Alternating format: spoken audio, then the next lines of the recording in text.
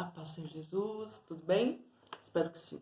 Bom, hoje nós vamos estudar o livro de Mateus, no capítulo 13. Como a gente sabe, Mateus é o primeiro livro do Novo Testamento. E em Mateus é interessante que existem várias parábolas, porque Jesus ele gostava de usar essa figura de linguagem. Ele gostava de explicar de uma maneira diferente algumas questões a respeito dele, do reino, da palavra, de como evangelizar, de como pregar, de como ganhar vidas, enfim. E como Jesus ele era sempre muito cercado de vários tipos de pessoas, então ele tentava falar numa linguagem que pudesse alcançar muitas vidas. E ali ele começa dizendo o seguinte: eis que o semeador saiu a semear. O semeador aqui é Jesus Cristo ou o pregador nos dias de hoje. Tá? Eu, você, somos os semeadores, aqueles que lançam a palavra. E semear significa falar de Jesus, falar das boas novas, pregar o evangelho.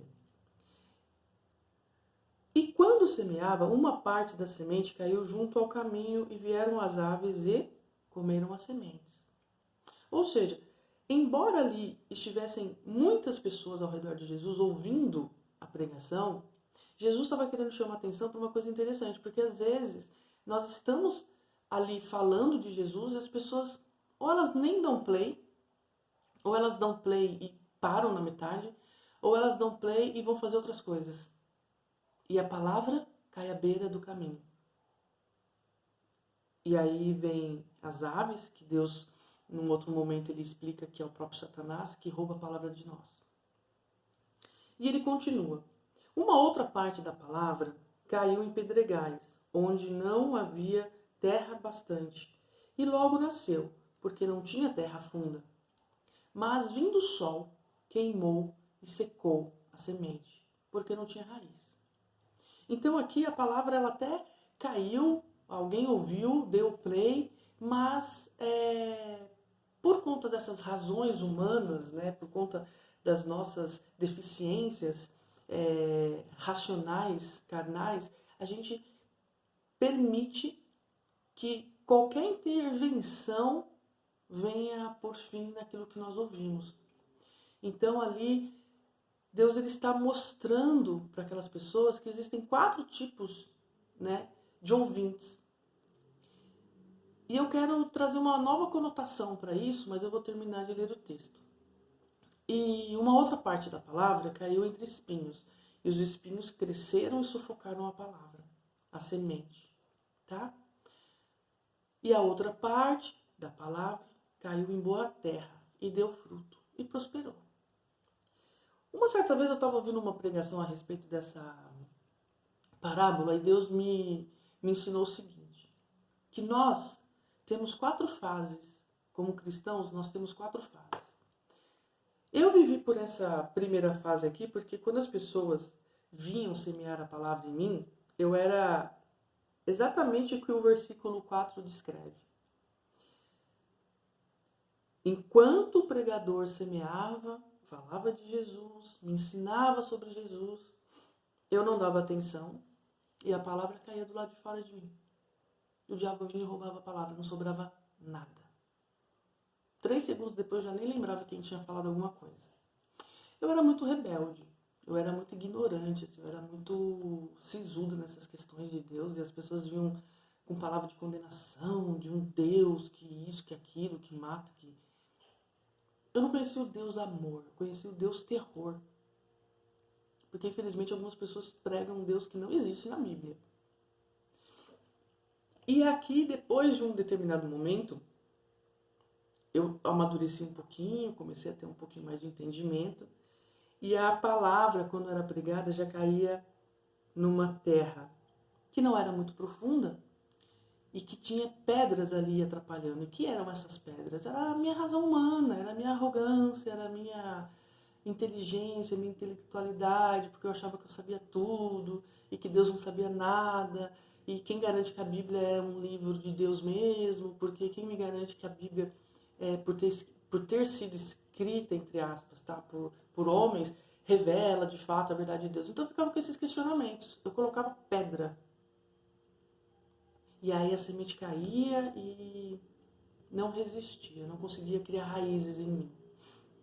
Aí, num terceiro momento da minha vida, a palavra caiu no meu coração, criou raízes. Mas aí, como Deus começou a fazer cobranças, assim, no sentido de santidade, olha, você tem que se posicionar, você tem que viver a palavra, agora você já não é mais menina, você tem que se comportar como um adulto, como uma pessoa madura na sua fé, você tem que exercitar agora. Ah, não, Senhor, mas aí o Senhor já está pedindo demais, porque afinal de contas, a palavra não diz que venha como estás? Então, por que eu tenho que mudar agora? Então eu ficava com esses questionamentos. Eu ficava com medo, doía, a mudança, o confronto, ele nos causa um desconforto tão grande, que isso dói tanto, que a gente prefere abrir mão de Jesus do que abrir mão de nós. Só que o Evangelho nos ensina que quem morre para Jesus, nasce. Esse é o novo nascimento. Eu não tinha nascido de novo. Eu não tinha um novo nascimento, eu não era uma nova criatura. Eu era só um vaso com porção de terra. Uma terra dura, onde a palavra batia, sementinha batia lá e voltava para fora do vaso, porque a terra era dura, ela não acolhia a semente, a palavra. Depois, Deus foi lá, mudou a terra do meu vasinho, encheu o meu vasinho de novo com uma terra boa, só que eu enfeitei esse vazio e coloquei um monte de pedrinha. Aí a palavra caía entre as pedrinhas, não alcançava a terra, então não brotava. Aí Deus foi de novo, me pegou, eu, o vaso, pôs outra terra, porque Deus é assim, Ele vai renovando a terra, vai renovando o nosso coração, vai renovando. A palavra de Deus se renova todos os dias. E aí Deus vem e coloca uma terra boa, sem pedra, estava tudo certo. Só que aí eu comecei a olhar para dentro de mim e eu vi aquela palavra crescendo, só que os meus espinhos, os cravos, aquilo que me causava dor, aquilo que me causava constrangimento diante de Deus por conta dos meus pecados, me afastavam de Deus. Ao invés de me aproximarem de Deus, me afastavam. E aí eu não queria abrir mão, eu não queria negociar a minha vida. Só que a minha vida é de Deus, foi Ele que me deu. Se Deus quiser, Ele estrala os dedos e Ele para de soprar em minhas narinas o fôlego de vida. Mas eu achava que eu tinha controle. E esses espinhos foram sufocando a palavra dentro de mim. E eu não conseguia reagir, porque eu só olhava para as minhas dores. E a palavra, mais uma vez, foi sufocada. Até que um dia eu estava lendo a Bíblia e, enfim, aí eu inventei de querer estudar teologia. Não tem nada contra a teologia, tá? Não tem nada contra a teologia. Mas eu estava ali falando com Deus e tal, e quando eu abro a Bíblia, o primeiro versículo que eu enxergo é: aprendei de mim que sou manso e humilde de coração. Aí eu falei, bom, já não vou fazer teologia, né? Vou aprender de Jesus. E eu falei, tá, mas como que eu vou aprender de Jesus? Então, eu tenho que ler a Bíblia. Porque se ele falou que é para aprender direto com ele, direto na fonte, então eu vou começar a ler a palavra. E foi isso que eu comecei a fazer. E aí Deus veio de novo e colocou nesse vaso que sou eu uma terra boa, uma terra fértil, adubada, maravilhosa. E ele foi me transformando aos poucos. Foi me transformando aos poucos. E isso aconteceu, sabe quando, gente? Em 2014. Não tem muito tempo. Só que antes de 2014 eu já tinha conhecido Jesus. Lá na minha mocidade.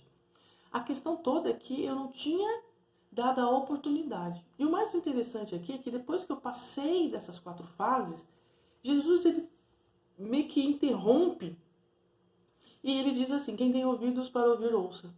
E aí me chama a atenção porque ele poderia ter dito isso no começo, sim ou não? Imagina você chega num lugar para pregar e aí você começa assim, né? Olha, quem tem ouvidos para ouvir, ouça o que eu vou dizer. Então você chama a atenção para você. Jesus não, primeiro ele falou, depois ele deu alerta. Ele disse: quem tem ouvidos para ouvir, ouça. Porque todo mundo tem ouvido, mas nem todo mundo tem ouvidos para ouvir a palavra, a mensagem da cruz, o evangelho, a verdade que liberta, que salva, que cura, que transforma a nossa vida.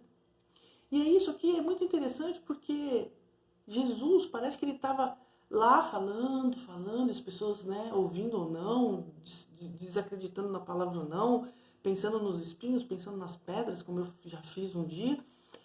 E aí Jesus pega e solta uma pérola dessa. Quem tem ouvidos para ouvir, ouça. Eu fico imaginando assim, né?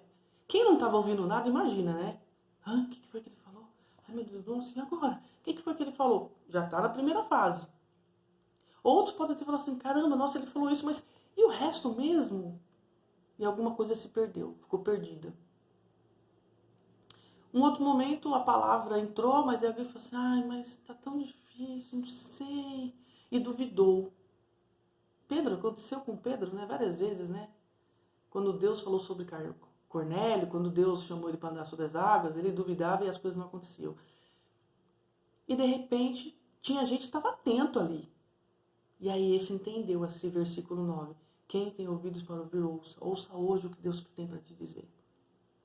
Ouça hoje o que Deus tem para te falar. Pare de fazer barulhos, de enfeitar a sua vida com pedras, ou de deixar que as suas dores, as suas dúvidas, os seus ressentimentos, os seus medos, enfim, seja lá qual for a sua dificuldade, te impeçam de ouvir a voz de Jesus Cristo, para que Ele seja glorificado. Que Deus te abençoe, que você leia essa palavra, Mateus capítulo 13, e que você tenha sucesso, e que você consiga avançar para esse novo módulo, para essa nova fase de comunhão com Cristo. Deus abençoe.